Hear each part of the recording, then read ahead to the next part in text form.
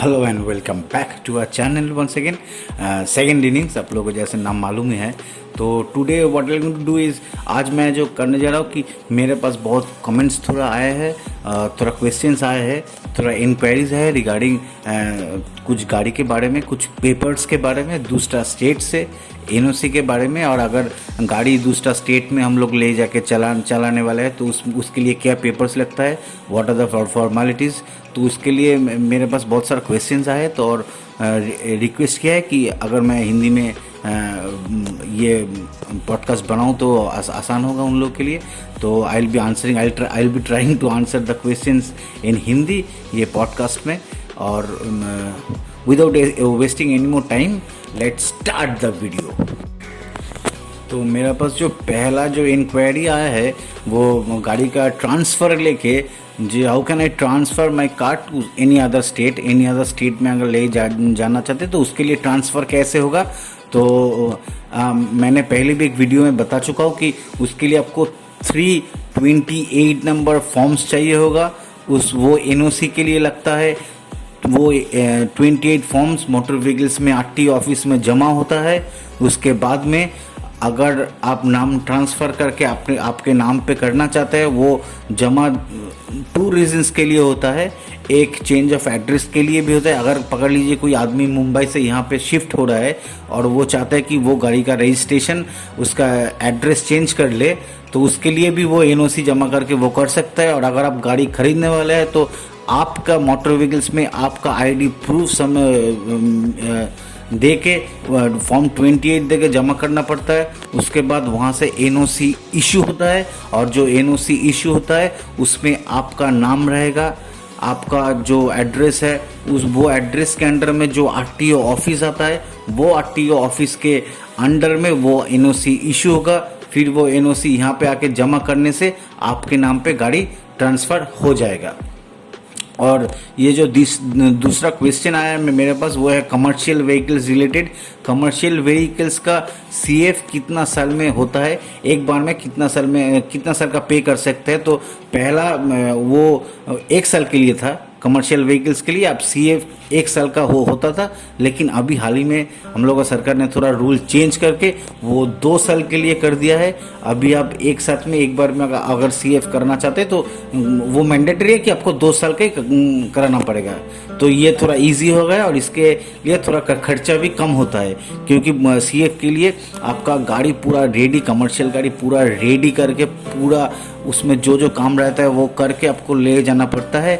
तो इसीलिए वो आपको हर साल करना नहीं पड़ेगा, 2 साल बाद एक बार करना पड़ेगा। तो ये थोड़ा खर्चा कम हो जाएगा आपके लिए। और जो तीसरा थर्ड क्वेश्चन जो मेरे पास आया था वो ये है कि कमर्शियल व्हीकल्स को प्राइवेट व्हीकल्स में चेंज कैसे करता है, अगर ये होता है तो कैसे होता है। तो उसके ऊपर मेरा क्वेश्चन आया था। तो कमर्शियल व्हीकल्स प्राइवेट व्हीकल्स में चेंज होता है, लेकिन कमर्शियल व्हीकल्स जब निकलता है तो उसमें 5 साल के लिए परमिट निकलता है। After every 5 years you have to renew the permit. 5 साल के बाद वो परमिट रिन्यू होता है। तो ये मैंडेटरी है कि अगर आप कमर्शियल व्हीकल्स को प्राइवेट में कन्वर्ट करना चाहते हैं तो आपको 5 years के अंदर ही करना पड़ेगा। फर्स्ट जो परमिट निकलता है 5 years के, वो 5 years के अगर अंदर होगा तो वो पॉसिबल है, नहीं तो वो पॉसिबल नहीं है। और ये भी मैं बोलना चाहता हूँ कि ये गाड़ी अगर पकड़ लीजिए 15 का गाड़ी है और अब 19 में वो गाड़ी कैंसिल करके रिन्यू करना चाहते हैं, मतलब प्राइवेट करना चाहते हैं, तो वो 4 साल बाद तो वो रजिस्ट्रेशन कैंसिल हो जाएगा कमर्शियल का। और उसका जब रजिस्ट्रेशन होगा वो 2019 से 15 years तक होगा। लेकिन जो स्मार्ट कार्ड आपको मिलेगा उसमें मैन्युफैक्चरिंग 2015 का ही रहेगा। तो this is the process. You can only change it to a private vehicle within 5 years। उसके बाद अगर आप चाहते हैं तो आप कर नहीं सकते। तो कमर्शियल व्हीकल्स का पेपर का कॉस्ट कितना आता है एनुअली, ये मेरे पास एक क्वेश्चन आया था। कमर्शियल पेपर्स का उसके लिए सबसे आपको जो बड़ा झटका लगता है वो पेपर्स के लिए, वो एक्सपेंस के लिए, वो होता है इंश्योरेंस का। Insurance comes around 18,000 per year. Commercial vehicles का इंश्योरेंस बहुत ज़्यादा होता है और वो हर साल पे करना पड़ता है। और टैक्स भी आपको हर साल पे करना पड़ता है, लेकिन उसके लिए आप ईएमआई जो होता है वो ईएमआई क्वार्टरली भी कर सकते हैं। After every 3 months you can pay the tax. हर 3 साल के क्वार्टरली भी आप टैक्स पे करना अगर चाहते हैं तो आप कर सकते हैं। Excuse me. तो उसके लिए आपके ऊपर ज़्यादा लोड नहीं पड़ेगा और टैक्स आता है, आप पकड़ लीजिए करीबन 10,000 पर ईयर।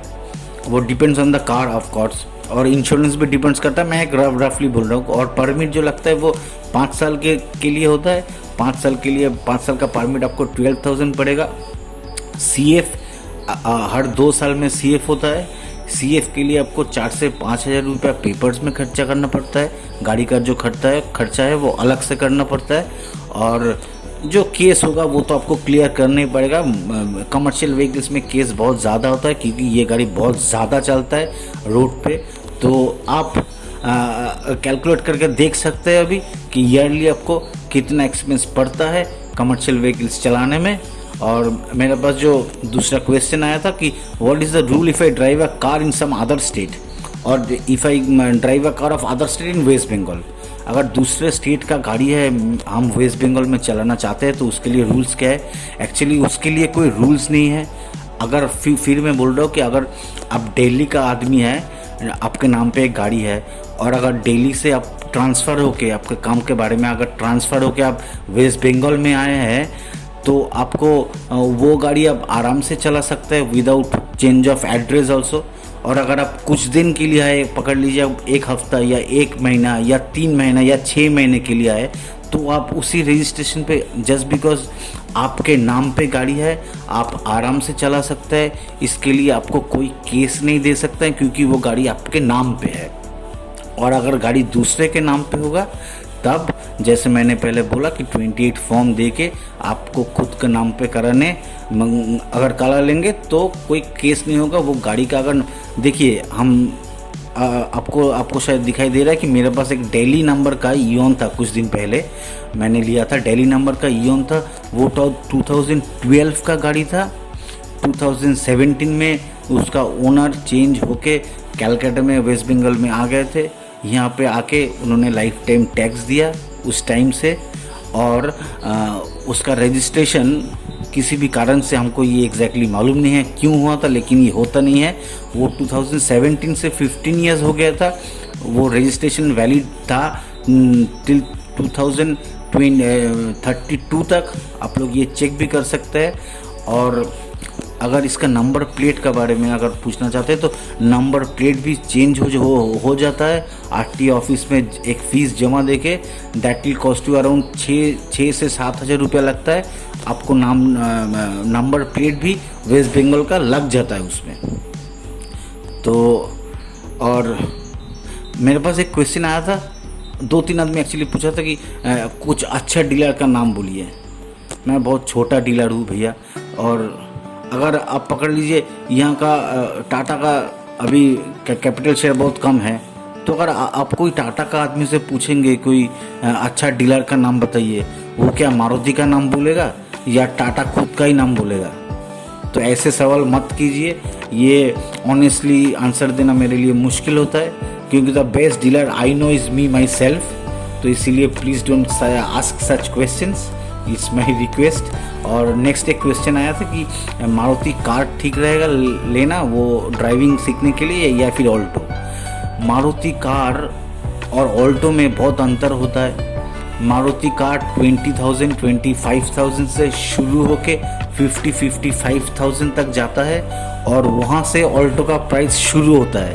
तो that depends on your budget कि आपका बजट क्या है। आपका बजट अगर बहुत ही कम है तो आपको कार लेना चाहिए, और आपका बजट अगर 55 से 60 के ऊपर थोड़ा है तो आपको ऑल्टो लेना चाहिए फॉर श्योर, क्योंकि उसमें एसी आराम से आ जाएगा, और अगर आप थोड़ा ढूंढ लेंगे तो पावर स्टीयरिंग भी मिल जाएगा आपको। और अगर हम कोई गाड़ी लेते 30, 35, 40, 45 या 50 के अंदर में भी, तो हम टाटा नैनो ही लेते, दैट्स फॉर श्योर। तो नेक्स्ट जो क्वेश्चन आया था, how to check the car before buying, खरीदने से पहले कैसे चेक कर लेते हैं और उसका पेपर्स क्या होता है। तो please you can see my previous videos, वहाँ पे बहुत सारा गाड़ी का रिव्यू दिया हुआ है, और मैंने हाल ही में एक वीडियो किया है पेपर्स लेके। तो अगर आप पेपर्स के बारे में कुछ भी जानना चाहते हैं तो I can refer to that video to you. तो ये हो गया ये क्वेश्चन। और लास्ट जो क्वेश्चन आया था वो बहुत इंटरेस्टिंग क्वेश्चन है कि पुराना गाड़ी अगर हम लेंगे तो अगर वो चोरी हो जाएगा तो उसका क्या इंश्योरेंस हमको मिलेगा पैसा? तो हाँ, आपको ज़रूर मिलेगा, लेकिन उसके लिए थोड़ा कंडीशन है। वो गाड़ी आपके नाम पे होना पड़ेगा और वो इंश्योरेंस फर्स्ट पार्टी होना पड़ेगा। अगर ये दो क्राइटेरिया मैच करता है तो आपको मिलेगा।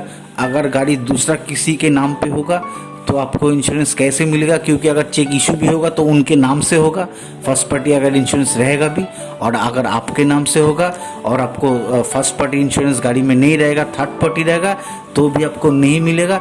अगर आप किसी को एक्सीडेंट कर देते हैं तो उनको पैसा मिलता है थर्ड पार्टी में, आपको कुछ नहीं मिलता है इंश्योरेंस में।